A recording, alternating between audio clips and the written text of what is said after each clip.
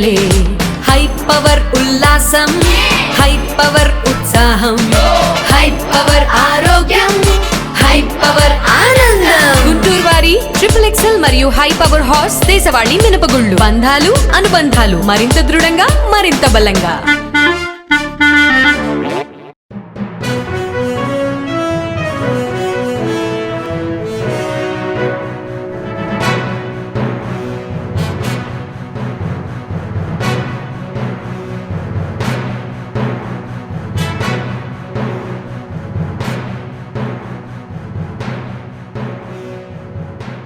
నమస్కారం, welcome to NXT news.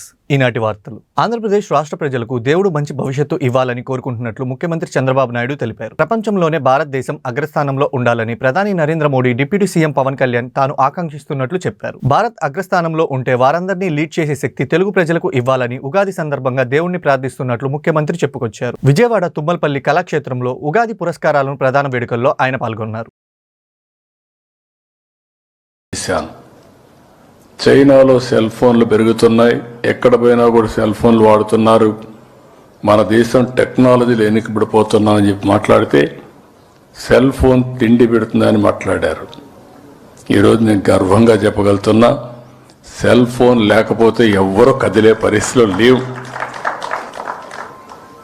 ఆ స్టేజ్కి వచ్చేసాం. అంటే దీంట్లో కూడా ఒకటి గుర్తుపెట్టుకోవాలి, సెల్ ఫోన్ వ్యసనం అయితే మీకు సమస్య ఉంటుంది. అది కూడా గుర్తుపెట్టుకోండి మీరు. మన పిల్లలకు కూడా సెల్ ఫోన్ ఒక వ్యసనంగా మారితే మాత్రం చాలా సమస్యలు వస్తాయి. సెల్ ఫోన్ని ఒక ఆయుధంగా ఉపయోగించుకుంటే మీ జీవితాల్లో వెలుగు వస్తుంది, మీ జీవితాలు చాలా మార్పు వస్తుంది. ఈ విషయం గుర్తుపెట్టుకోవాలి. మీరు ఎక్కడుంటే అక్కడే ఆఫీస్, మీరు ఏ పని చేయాలన్నా ఒక్క సెల్ ఫోన్ ఉంటే, మీరు ఇప్పుడు బయలుదేరి హోటల్ పోవాలంటే ఇక్కడి నుంచి బుక్ చేసుకొని అక్కడికి పోయి భోంచేసి వెళ్ళొచ్చు. మీ ఇంట్లో ఏసీ వేసుకోవాలంటే ఇంటికి పోయే లోపల ఏ టెంపరేచర్ కావాలో ఆ టెంపరేచర్ పెట్టుకునే పరిస్థితికి వస్తున్నారు. ఇక్కడ నాతో మాట్లాడుతూ లైవ్ తీసి మీ ఇంటికి పంపిస్తున్నారు. అదే మరిగా మీ ఆఫీస్ వర్క్ కూడా ఏదైనా కానీ ఇన్స్ట్రక్షన్స్ ఇవ్వాలంటే సెల్ ఫోన్లోనే ఇన్స్ట్రక్షన్స్ ఇచ్చే పరిస్థితికి వస్తున్నారు. అంటే వర్చువల్ ఫిజికల్ వర్క్ చేసే పరిస్థితికి వచ్చేసాం. అందుకే మీరు చూస్తే వాట్సాప్ గవర్నెన్స్ తీసుకొచ్చాం. మీరు ఏ ఆఫీసుకు పోయే పని లేదు. ఒకప్పుడు ఎన్టీ రామారావు గారు ముఖ్యమంత్రిగా ఉన్నప్పుడు అధికార వికేంద్రీకరణ కోసం మండలాలు తీసుకొచ్చాం. నేను ముఖ్యమంత్రి అయిన తర్వాత ఎన్టీఆర్ జిల్లా అధికారులు జిల్లా సమీక్ష సమావేశాన్ని కొండపల్లి కోటలో నిర్వహించి అందరినీ ఆశ్చర్యపరిచారు. జిల్లా ఇన్ఛార్జ్ మంత్రి సత్యకుమార్ అధ్యక్షతన జరిగిన DRC సమావేశానికి అధికారులు, ప్రజాప్రతినిధులు పాల్గొన్నారు. జిల్లాలో వివిధ సమస్యలపై గత సమావేశంలో చర్చించిన అంశాలు, తీసుకున్న నిర్ణయాలపై సమీక్ష నిర్వహించారు. గత సెప్టెంబర్లో మున్నేరు వరదలకు వత్సవాయి, పెనుగంచిపోలు మండలంలో పొలాల్లో మేట్లు వేసిన ఇసుకను తొలగించడంపై జిల్లా యంత్రాంగం దృష్టి సారించింది. ఇసుకను తవ్వి తీసేందుకు విపత్తు సహాయక నిధులను ఏర్పాటు చేస్తామని కలెక్టర్ లక్ష్మీశా హామీ ఇచ్చారు. పర్యాటక కేంద్రాలకు మరింతగా ప్రాచుర్యం కల్పించేందుకు జిల్లాలో 28 పర్యాటక కేంద్రాలను సర్క్యూట్గా మార్చి అభివృద్ధి చేయాలని నిర్ణయించినట్లు మంత్రి సత్యకుమార్ వెల్లడించారు. ఒక్కొక్క సెక్టార్లో ఏ రకంగా అభివృద్ధి తీసుకెళ్ళాలి, ఏ రకంగా ఒక సస్టైనబుల్ గ్రోత్ రేట్ 15%ని 2047 దగ్గర తీసుకొచ్చి ఒక $150 బిలియన్ ఎకానమీ నుంచి, అంటే GDVA $200 బిలియన్ దాకా తీసుకెళ్ళడానికి అవకాశం ఉంటుంది. రాబోయే రోజుల్లో స్వర్ణాంధ్ర నిర్మాణంలో ఎన్టీఆర్ జిల్లా ఏ రకంగా భాగస్వామి కావాలి. అదేవిధంగా ఈ సంవత్సరానికి, ఆర్థిక సంవత్సరానికి పర్ క్యాపిటా ఇన్కమ్ని 4,17,000 పెంచాలని, 3వ స్థానంలో ఉన్నాం రాష్ట్రంలో. ఇవాళ 4,17,000కి ఈ ఆర్థిక సంవత్సరంలో పెంచాలని టార్గెట్ పెట్టుకోవడం జరిగింది. ఆ దిశగా అందరు అధికారులకు కూడా దిశానిర్దేశనం చేయడం జరిగింది. లక్ష్యాలు కూడా నిర్దేశించడం జరిగింది. ప్రధానంగా టూరిజం మీద ప్రత్యేకమైన దృష్టి పెట్టడం జరిగింది. దాంట్లో భాగంగానే ఇవాళ ఈ ద్వితీయ సమీక్ష సమావేశాన్ని ఇవాళ కొండపల్లి ఈ కోటలో నిర్వహించుకోవడం జరిగింది. అదేవిధంగా ఈ అభివృద్ధి విషయంలో కానీ ఎక్కడ కూడా ఎటువంటి ఉపేక్ష అధికారులు ఉదాసీనత ఉండకూడదు.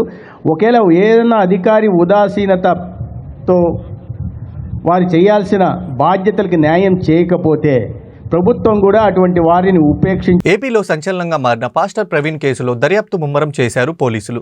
పాస్టర్ ప్రవీణ్ మృతికి సంబంధించి ఏలూరు రేంజ్ ఐజీ అశోక్ కుమార్ కీలక వ్యాఖ్యలు చేశారు. ఈ నెల 24న అనుమానాస్పద స్థితిలో కొంతమూరు సమీపంలో పాస్టర్ ప్రవీణ్ మృతి చెందినట్లు గుర్తించారు. బంధువులు వచ్చిన తర్వాత కేసు రిజిస్టర్ చేశామని తెలిపారు.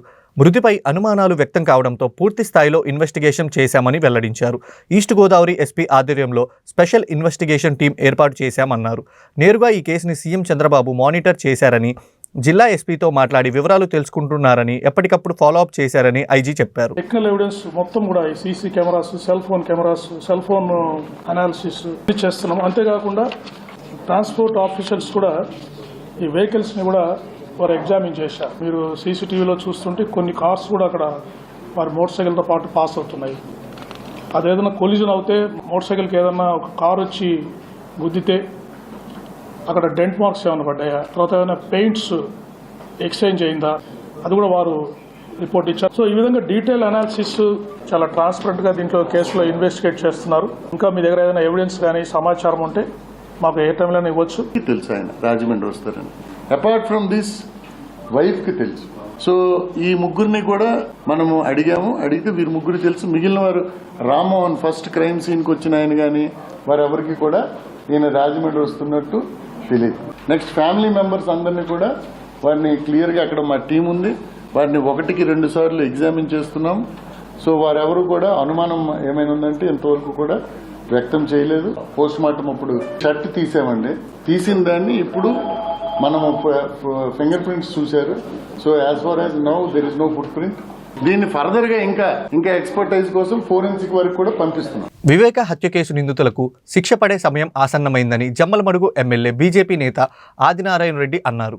వివేక హత్యకు జగన్, అవినాష్ సూత్రధారులు అన్నారు. వైసీపీ నాటి మద్యం కుంభకోణం బయటకు కనిపించే కన్నా చాలా పెద్దదని ఆదినారాయణ రెడ్డి ఆరోపించారు. ఢిల్లీ కంటే ఎక్కువ అని చెప్పినాడు. నేను ఆయనకు చెప్పిన సలహా ప్రొడక్షన్ సూపర్ అసలైంది. మీరు అమ్మినేది ఒకటి అనుకుంటున్నారు, దీంట్లో మోసం. ఇప్పుడు ఉదాహరణకు 10,000 పెట్టెలు ప్రొడక్షన్ జరిగింది అనుకోండి, 5,000, 6,000 పెట్టెలు మాత్రమే అమ్మినట్టు చెప్పినారు. మిగతా పెట్టెలు అమ్మినా అంటే ఆడ ప్రొడక్షన్ లేదు కాబట్టి వీళ్ళే మనుషులు పెట్టి అమ్మినారు, నగదుకు అమ్మినారు. ఇదే అసలు సూత్రం. ఇది ఇంకా పెద్ద స్కామ్ ఉంది. ఎడ్యుకేషన్ లో స్కామ్ చేసినారు, ఫైబర్ నెట్ లో స్కామ్ చేసినారు, గనులు ఆక్రమించుకునే మహా గనులు ఇల్లు. వీళ్ళ ధనదాహానికి అంతే లేదు. పద్మనాభ స్వామికి ఒక్క నేలమాలుగా మాత్రమే ఆయనకు, ఈ జగన్నాథ స్వామికి ఆయనకే తెలియదు ఎన్ని నేలమాలుగలో. పేపర్లో వచ్చింది, సునీల్ రెడ్డి దాటిచ్చాడు సుమారుగా దుబాయ్కి, సింగపూర్కి అమౌంట్ అని. వాళ్ళ పెదనాన్న కొడుకు రాజారెడ్డి, ఆయన పేరు జార్జి రెడ్డి కొడుకు. స్కీములు తెలియదు మహానుభావులకు, స్కాములు తప్ప. ఈ రాష్ట్రంలో ఏ 8 పక్కన పోవాలా, ఏ 8 రావాలా. కానీ వాళ్ళు ఏం చేశారు, ఏ 5ని పక్కన పెట్టి 8 తెచ్చారు. 8 అంటే మహానుభావుడు అవినాష్ రెడ్డి. వస్తాది సినిమా స్టార్ట్ అయింది ఇప్పుడు కదా, కథ స్టార్ట్ అయిందని. ఇప్పుడు కాలం దగ్గరికి వచ్చింది, పండగ దగ్గరకు వచ్చింది. రేపు ఉగాది పండగ, ఎల్లుండి రంజాన్ పండగ. ఈ పండగ వీళ్ళకు సీజన్ వచ్చింది, ఇప్పుడు లోపలికి పోయే సీజన్. భార్య పిల్లలను దూరం చేశారన్న కోపంతో అత్తామామలను కడతేర్చేందుకు ఒక వ్యక్తి యత్నించిన ఘటన గాజువాకలో జరిగింది. చొల్లంగి సత్యనారాయణ, సరస్వతి దంపతుల కుమార్తె మౌనిక శ్రీనివాస్ వివాహం చేసుకున్నాడు. భర్తతో గొడవలు రావడంతో మౌనిక తల్లిదండ్రుల వద్ద ఉంటుంది. అత్తామామలను అడ్డు తొలగించుకుంటే తన భార్య దగ్గర అవుతుందని భావించి శ్రీనివాస్ వారిని హతమార్చాలని పథకం వేశాడు. ₹1,00,000 సుపారీ ఇచ్చేందుకు అంగీకరించి 30,000 అడ్వాన్స్ ఇవ్వగా దీనికి సంబంధించిన ఫోన్ ఆడియో బయటికి రావడంతో బాధితులను పోలీసులు ఆశ్రయించారు. నిందితుడిని అరెస్ట్ చేసి రిమాండ్కు పంపారు. మౌనికైన అమ్మాయి కరణం శ్రీనివాస్ అన్న అబ్బాయి వీళ్ళిద్దరూ 2017లో ఇద్దరు ప్రేమించుకున్నారు. 2020లో వివాహం చేసుకున్నారు. వీళ్ళకి ఒక బాబు కూడా ఉన్నారు. అయితే వీళ్ళిద్దరూ తరచూ గొడవలు పడుతున్నారు. గాజువా పోలీస్ స్టేషన్లో 498 కేసు ఒకటి పెట్టడం జరిగింది. అది ఇన్వెస్టిగేషన్ కంప్లీట్ అయ్యి ఛార్జ్షీట్ కూడా వేయడం జరిగింది. అయితే ఈ కొడుకుని చూడడానికి వస్తే ఈ భార్య తల్లిదండ్రులు ఈయన్ని అలౌ చేయట్లేదని ఒక ఆలోచనతో బేరం కుదుర్చుకున్నాడు ₹1,00,000కి. అత్తమామ చంపిన తర్వాత మిగతా 70,000 ఇవ్వడానికి కుదుర్చుకున్నారు. దానిలో భాగంగా వీళ్ళిద్దరు మాట్లాడుకుంటే ఒక వాయిస్ రికార్డు కూడా రావడం జరిగింది. 307 SC/ST కేసు ఇందులో నమోదు చేయడం జరిగింది. పూర్తి ఎవిడెన్స్ ఇందులో వచ్చింది. దాని మీద నిన్న రిమాండ్ పంపించాం. నెక్స్ట్ మంత్ 4th వరకు ఆయనకి జైలు కూడా ఇవ్వడం జరిగింది. తిరువూరు టీడీపీ పంచాయతీ పార్టీ కేంద్ర కార్యాలయానికి చేరింది. తిరువూరు టీడీపీ కార్యకర్తలు ఎమ్మెల్యే కొలికపూడి శ్రీనివాసరావుకు వ్యతిరేకంగా ఎన్టీఆర్ భవన్కు పెద్ద సంఖ్యలో తరలివచ్చారు. తిరువూరుకు కొలికపూడికి వద్దు అంటూ నినాదాలు చేశారు. వారికి పార్టీ రాష్ట్ర అధ్యక్షుడు పల్లా శ్రీనివాసరావు సర్ది చెప్పారు. తిరువూరు ముఖ్య నేతలతో చర్చించారు. 48 గంటల్లోగా తిరువూరు టీడీపీ నేత రమేష్ రెడ్డిపై చర్యలు తీసుకోవాలని కొలికపూడి అల్టిమేటం ఇచ్చిన నేపథ్యంలో పార్టీ ఎవరూ అల్టిమేటం ఇవ్వలేరని తేల్చి చెప్పారు.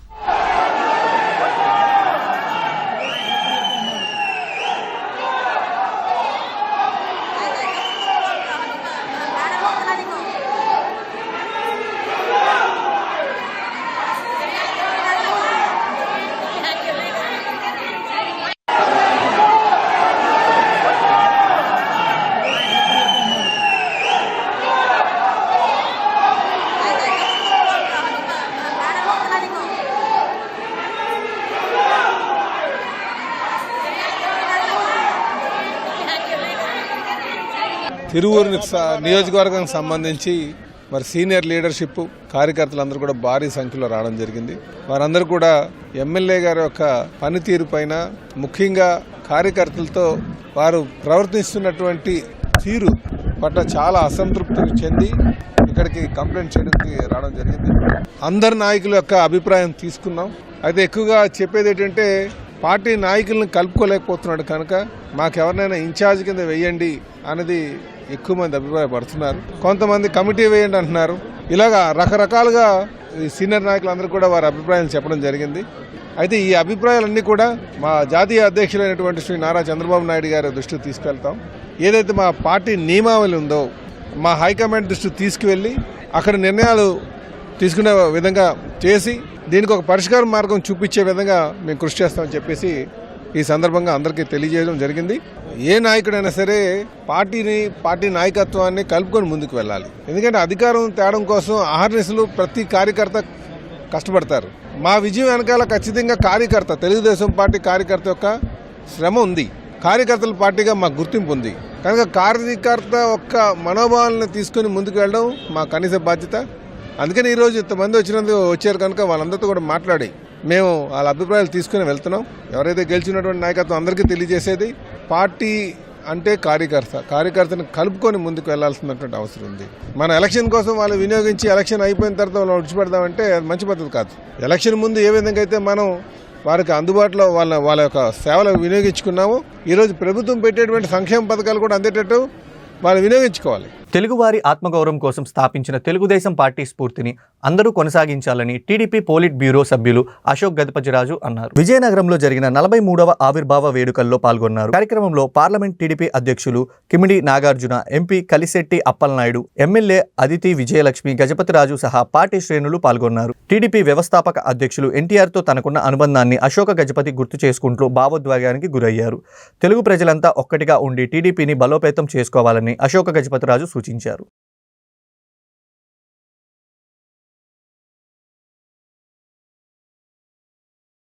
అందరు కలిసికట్టుగా ధైర్యంగా వెళ్ళాలి.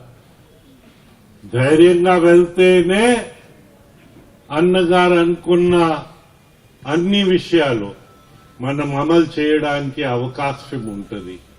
తెలుగు వాళ్ళు ప్రపంచంలో ఇంకా ఎవరికంటా తక్కువ వాళ్ళు కారని మన చర్య వల్ల మనం రుజువు చేయగలుగుతామని విషయము మనం చేస్తా ఉన్నాను.